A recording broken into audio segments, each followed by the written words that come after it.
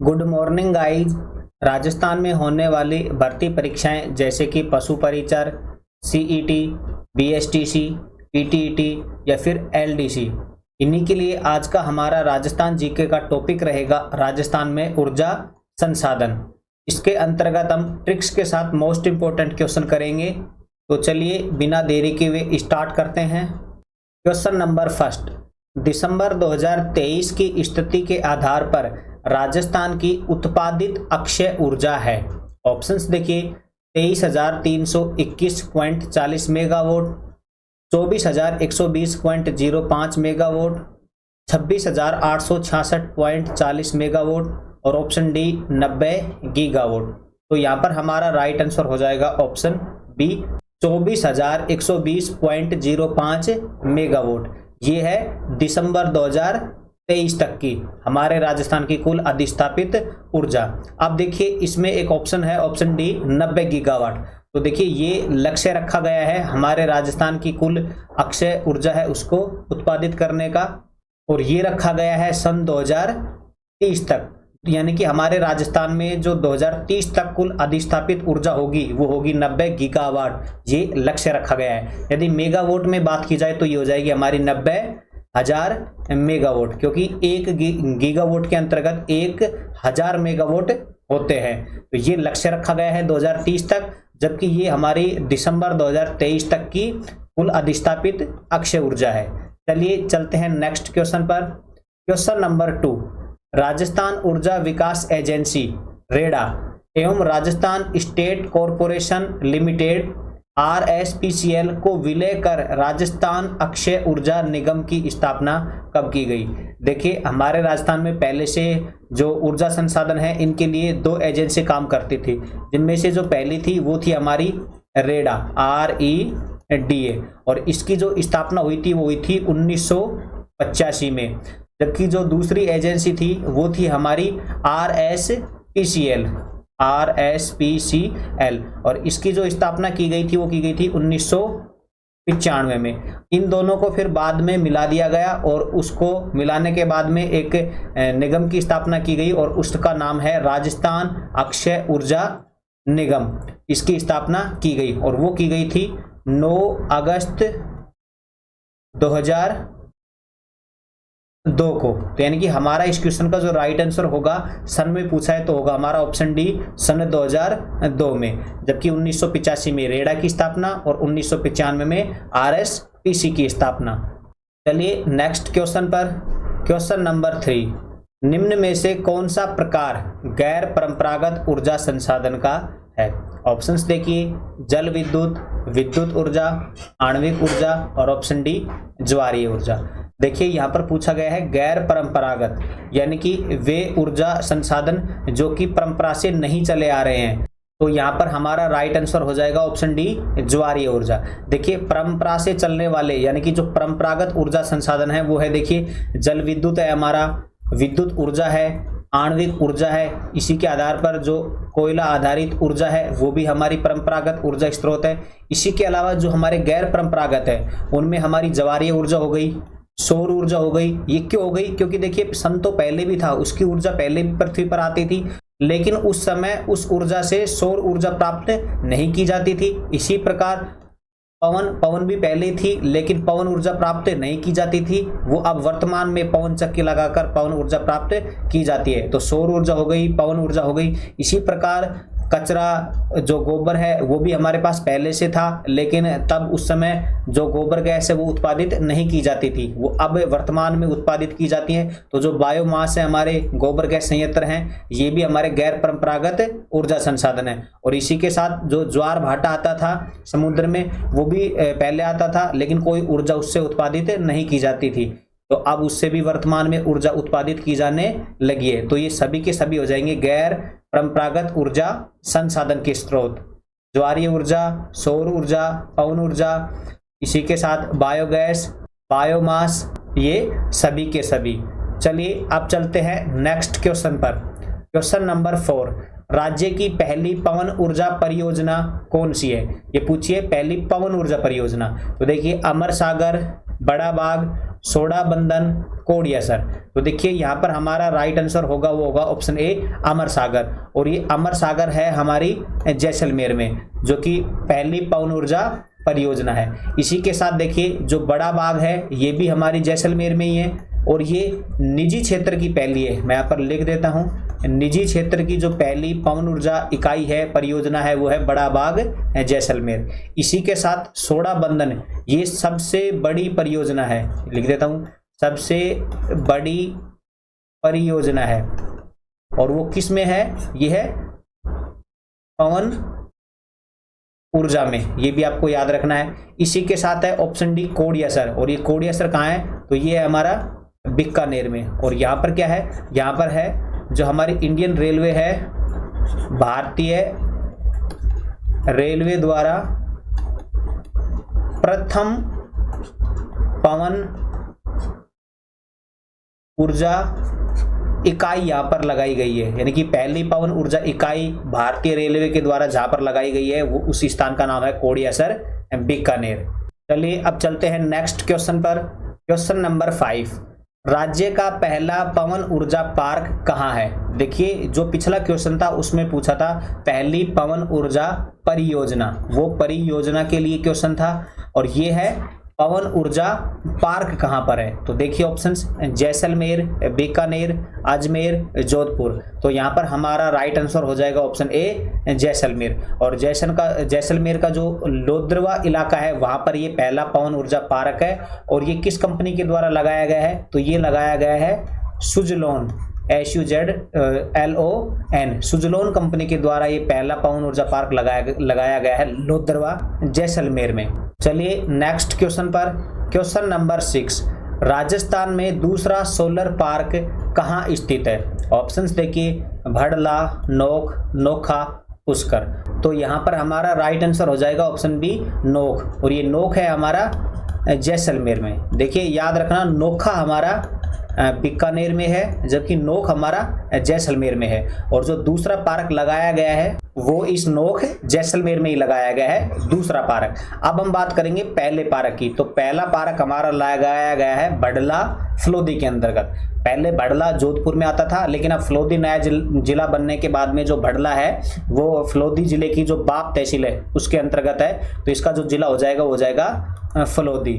तो भड़ला फलोदी यहाँ पर हमारा पहला सोलर पार्क, और जो कि 4 फेज में ये चल रहा है। ये भी इसके इम्पोर्टेंट है क्योंकि इसके फेज से बहुत बार क्वेश्चन आता है। इसके 4 फेज हैं, जिनमें से जो पहला फेज है वो है हमारा 65 मेगावाट का, दूसरा है 680 का, और तीसरा है 1000 मेगावाट का, और जो चौथा है वो है 500 मेगावाट का। इसमें से जो इसका चौथा चरण है वो चल रहा है अडानी ग्रुप के द्वारा, ये भी आपको याद रखना है। और जो पहला और दूसरा है ये चल रहा है Rajasthan solar park development company, इनके द्वारा ये दोनों चल रहे हैं। और इसी के साथ जो हमारा नोख जैसलमेर है ये भी राजस्थान सोलर डेवलपमेंट कंपनी के द्वारा चल रहे हैं। इसी के साथ जो हमारा तीसरा चरण है भड़ला जो सोलर पार्क है उसका, वो चल रहा है हमारा IL&FS कंपनी के द्वारा। तो आपको याद रखना है इसके 4 चरण हैं, और उन चारों चरणों में कितनी कितनी मेगावाट इकाइयां चल रही है, और इनसे जो कुल उत्पादित ऊर्जा है वो हो जाएगी भड़ला से 2245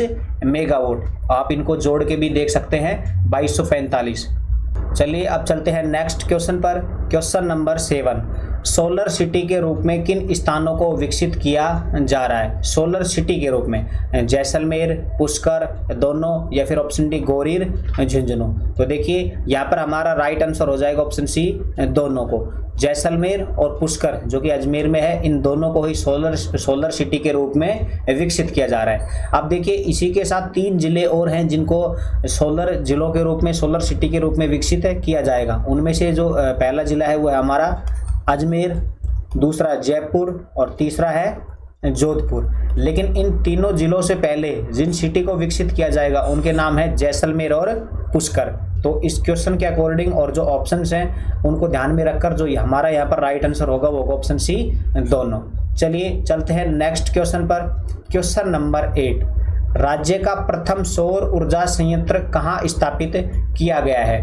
पहला सौर ऊर्जा संयंत्र, तो देखिए मथानिया जोधपुर, खीवसर नागौर, बालेसर जोधपुर और ऑप्शन डी नया गांव जयपुर। तो यहाँ पर हमारा राइट आंसर हो जाएगा ऑप्शन ए मथानिया जोधपुर। मथानिया जोधपुर में है पहला सौर ऊर्जा संयंत्र। इसी के साथ में देखिए खींवसर नागौर, इसकी इंपॉर्टेंट बातें हैं। तो खींवसर नागौर में देखिए पहला है सौर बिजली घर, सौर बिजली घर। तो पहला सौर बिजली घर है वो हमारा खींवसर नागौर में। इसी के साथ में पहला ही निजी क्षेत्र की पहली सौर इकाई है वो भी हमारी कहाँ पर है, सौर इकाई वो भी हमारे खींवसर नागौर में ही है। लेकिन मैं इसके नीचे लिख देता हूँ जो उसकी जो गवर्नमेंट क्षेत्र की है वो है हमारी गोरीर झुंझुनू, गोरीर झुंझुनू। निजी क्षेत्र की तो हमारे खींवसर नागौर में है पहली सौर इकाई, जबकि गवर्नमेंट के द्वारा हमारी जो पहली सौर इकाई है वो है गोरीर झुंझुनू में। इसी के साथ देखिए ऑप्शन सी बालेसर जोधपुर। तो हमारा जो पहला सौर फ्रिज है, सौर फ्रिज वो है हमारा बालेसर जोधपुर में। और नया गांव जयपुर यहाँ पर है सौर ऊर्जा द्वारा प्रथम विद्युतीकृत गांव जो है वो है हमारा नया गांव। और ये नया गांव है कहाँ पर, तो ये है जयपुर में। यहाँ पर लिख देता हूं सौर ऊर्जा द्वारा प्रथम विद्युतीकृत गांव, ये गांव है हमारा नया गांव जयपुर। जबकि जो बालेसर जोधपुर है ये हमारा सोलर फ्रिज यानी कि सौर फ्रिज, या मैं लिख देता हूँ सोलर फ्रिज यानी कि सौर ऊर्जा से ये फ्रिज चलता है। चलिए अब चलते हैं नेक्स्ट क्वेश्चन पर। क्वेश्चन नंबर 9 राज्य का प्रथम super critical thermal power plant है। देखिए पूछा गया है प्रथम super critical thermal power plant. Super critical thermal power plant का मतलब होता है कि ऐसा कोई प्लांट जिसकी एक इकाई यदि 500 मेगावाट से अधिक विद्युत उत्पादित कर रही हो, ऊर्जा उत्पादित कर रही हो, तो हो जाएगा super critical thermal power plant. तो देखिए और ये पूछा है पहला प्रथम, तो इसका आंसर हो जाएगा हमारा ऑप्शन बी छबड़ा। देखिए जो हमारा पहला सुपर थर्मल पावर प्लांट है, सुपर थर्मल पावर प्लांट, ये तो है हमारा सूरतगढ़ गंगानगर वाला प्रथम सुपर थर्मल पावर प्लांट है। लेकिन प्रथम सुपर क्रिटिकल, ये आपको याद रखना है, क्रिटिकल थर्मल पावर प्लांट है ये है हमारा छबड़ा 12 में, जबकि सूरतगढ़ वाला है प्रथम सुपर थर्मल पावर प्लांट। इसी के साथ में यदि हम दूसरे सुपर क्रिटिकल की बात करें तो वो हो जाएगा हमारा सूरतगढ़। और क्यों हो जाएगा, क्योंकि सूरतगढ़ में जो पहले इसके 6 इकाइयाँ थी वो 500 मेगावाट से कम थी, लेकिन अब इसकी इकाइयाँ बढ़ा दी गई है और उनमें से जो इकाइयाँ लगाई गई है वो 660 मेगावाट की इकाइयाँ लगा दी गई है, यानी कि 500 मेगावाट से ये ऊपर हो गई। तो ये भी बन गया super critical thermal power plant. लेकिन कौन सा बना, दूसरे नंबर का। तो पहला हो गया छबड़ा 12, दूसरा हो गया सूरतगढ़। इसके अलावा सूरतगढ़ प्रथम सुपर थर्मल पावर प्लांट तो है ही। इसी के अलावा जो कोटा पावर प्लांट है ये है हमारा प्रथम थर्मल पावर प्लांट, न ही सुपर है न ही क्रिटिकल है, ये है ओनली प्रथम थर्मल पावर प्लांट। इसी के साथ में देखिए कवई, ये भी एक थर्मल प्लांट है जो कि है 12 जिले में, आपको ये याद रखना है। अब इसी के साथ देखिए जो Suratgarh super critical thermal power plant है इसके द्वारा जो विद्युत ऊर्जा उत्पादित हो रही है वर्तमान में वो हो रही है 2820 मेगावाट, और जो छबड़ा 12 है इसके द्वारा हो रही है हमारी 2320 मेगावाट।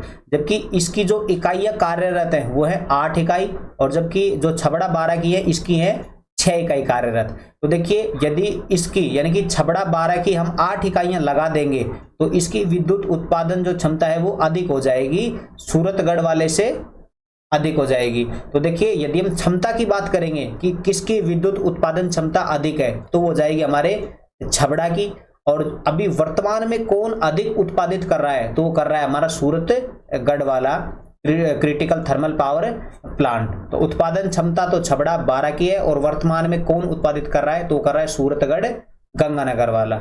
ये आपको याद रखना है, क्योंकि इनकी इकाइयां अभी कम संचालित है छबड़ा 12 की। जब इसकी 8 इकाइयां संचालित हो जाएंगी तो जाहिर सी बात है, ये 2320 है तो 2 इकाइयां और होंगी इसमें 600-700 मेगावाट के समथिंग। यदि एक इकाई भी हुई तो इससे 2 इकाइयां बढ़ने के बाद तुरंत इस 2820 मेगावाट से अधिक ये चली जाएगी, यानी कि इसकी उत्पादन क्षमता अधिक है छबड़ा 12 वाले की। चलिए अब चलते हैं नेक्स्ट क्वेश्चन पर। क्वेश्चन नंबर 10, राज्य की प्राकृतिक गैस आधारित प्रथम गैस परियोजना है। प्राकृतिक गैस आधारित प्रथम गैस परियोजना, तो देखिए रामगढ़, अंता, भादेसर, रावतभाटा। तो देखिए यहाँ पर हमारा राइट आंसर हो जाएगा ऑप्शन ए रामगढ़, और ये रामगढ़ है हमारा जैसलमेर में, और यहीं पर है प्राकृतिक गैस आधारित प्रथम गैस परियोजना। इसी के साथ देखिए अंता ये है 12 में, और यहाँ भी हमारी गैस आधारित गैस परियोजना है। उसी के बाद में देखिए ऑप्शन सी हमारा भादेसर, या फिर इसे कह सकते हैं भदेसर, और ये भदेसर है हमारा बाड़मेर में। और यहाँ पर है तापीय परियोजना, मैं लिख देता हूँ तापीय परियोजना है ये थर्मल वाली। और इसी के साथ में जो ऑप्शन डी है रावतभाटा, यहाँ पर है हमारी आणविक परियोजना, जो परमाणु ऊर्जा के आधार पर परियोजना है, यानी कि आणविक ऊर्जा पर। तो ये है हमारी रावतभाटा वाली। भदेसर है बाड़मेर में थर्मल पर आधारित, और अंता ये गैस पर आधारित है, और रामगढ़ वाली भी गैस पर आधारित है, और प्रथम हो गई यहाँ पर हमारी रामगढ़। चलिए चलते हैं नेक्स्ट क्वेश्चन पर। क्वेश्चन नंबर 11, राज्य में प्राकृतिक गैस के भंडारण की दृष्टि से अग्रणी जिला कौन सा है, यानी कि प्राकृतिक गैस के जहां पर भंडार हैं वो सबसे अधिक किस जिले में है, संभावना किस जिले में है? जैसलमेर, सिरोही, धौलपुर, जोधपुर। तो यहाँ पर हमारा राइट आंसर हो जाएगा ऑप्शन ए जैसलमेर। चलिए चलते हैं नेक्स्ट क्वेश्चन पर। क्वेश्चन नंबर 12, निम्न में से किस स्थान पर बायोमास ऊर्जा प्लांट संचालित नहीं है? ऑप्शंस देखिए पदमपुर गंगानगर, देवली टोंक, बालोतरा बाड़मेर, दानपुर बांसवाड़ा। तो यहाँ पर हमारा राइट आंसर हो जाएगा ऑप्शन डी दानपुर बांसवाड़ा। देखिए पदमपुर गंगानगर यहाँ भी हमारा बायोमास है, देवली टोंक में भी, बालोतरा बाड़मेर में भी, इसी के साथ खेड़ली अलवर में भी है, जबकि जो दानपुर बांसवाड़ा है यहाँ पर हमारा बायोमास प्लांट नहीं है। यहाँ पर है हमारा आणविक ऊर्जा प्लांट, यानी कि परमाणु ऊर्जा वाला प्लांट है। मैं लिख देता हूँ परमाणु ऊर्जा वाला, और ये कौन सा है? ये है दूसरे नंबर का, जबकि जो पहला है हमारा वो है हमारा रावतभाटा, जो कि है चित्तौड़गढ़ में, रावतभाटा चित्तौड़गढ़ में, और इसे कनाडा देश के सहयोग से स्थापित किया गया था। ये भी इम्पोर्टेंट है, जो हमारा पहला परमाणु ऊर्जा संयंत्र है रावतभाटा चित्तौड़गढ़ में, उसको किस देश के सहयोग से स्थापित किया गया था? तो किया गया था कनाडा देश के सहयोग से। और जो दूसरा है वो है हमारा दानपुर बांसवाड़ा। चलिए चलते हैं नेक्स्ट क्वेश्चन पर। क्वेश्चन नंबर 13, मोकला सौर परियोजना किस जिले में स्थित है? मोकला जैसलमेर, जोधपुर, बाड़मेर, बीकानेर। तो यहाँ पर हमारा राइट आंसर हो जाएगा ऑप्शन ए जैसलमेर। देखिए मोकला है वो है जैसलमेर में, इसी के साथ जोधपुर में है धुनिया, और जो बाड़मेर है इस बाड़मेर में है हमारी अंगोरिया। ये आपको तीनों ही याद रखने हैं, एग्जाम में आते हैं। अंगोरिया, बाड़मेर, धुनिया जोधपुर, और मोकला जैसलमेर में। चलिए चलते हैं नेक्स्ट क्वेश्चन पर। क्वेश्चन नंबर 14, गिरल लिग्नाइट सुपरताप परियोजना कहाँ स्थित है? ऑप्शंस देखिए थुम्बली, बाड़मेर, सोनू, जैसलमेर, फलाना, बीकानेर, बरसिंहसर, बीकानेर। तो यहाँ पर हमारा राइट आंसर हो जाएगा ऑप्शन ए थुम्बली बाड़मेर, गिरल लिग्नाइट सुपरताप परियोजना। चलिए चलते हैं नेक्स्ट क्वेश्चन पर। क्वेश्चन नंबर 15, विश्व की पहली सौर ऊर्जा संचालित नाव का संचालन कहाँ किया गया? कहाँ किया गया?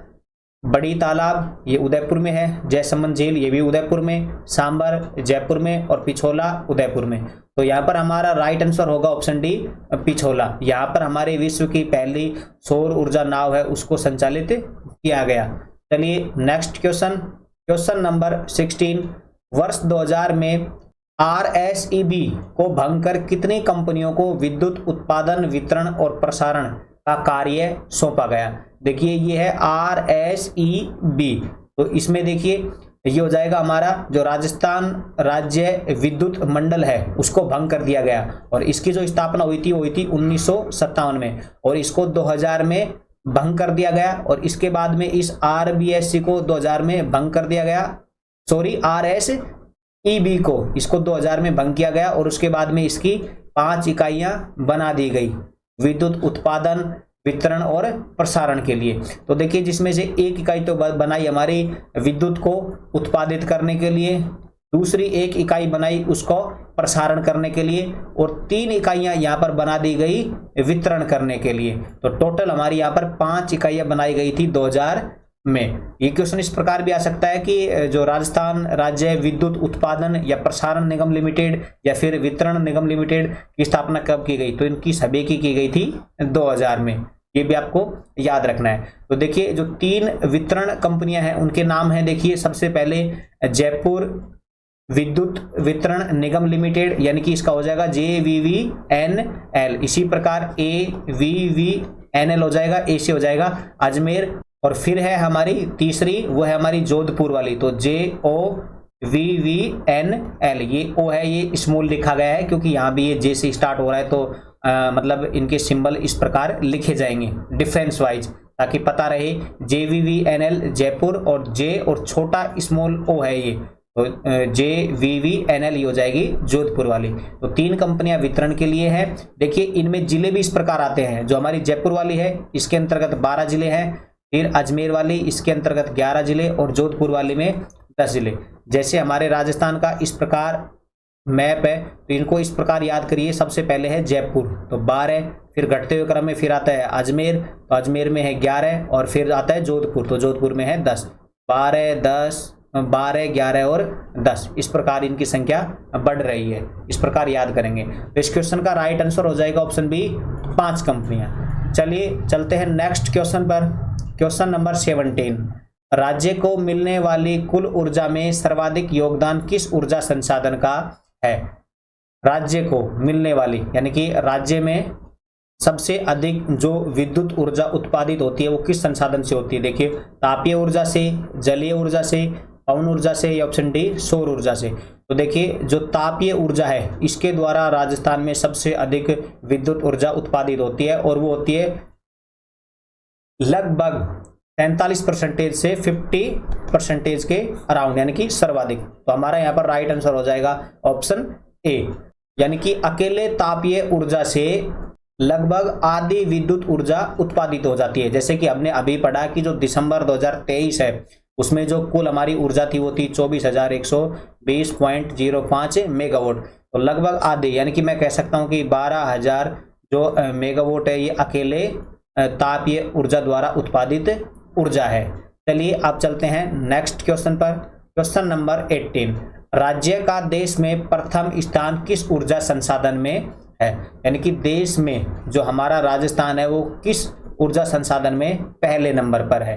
देखिए हमारे राजस्थान में तो जो पहले नंबर पर ऊर्जा उत्पादित होती है वो होती है तापीय ऊर्जा से, जिसका सर्वाधिक योगदान है।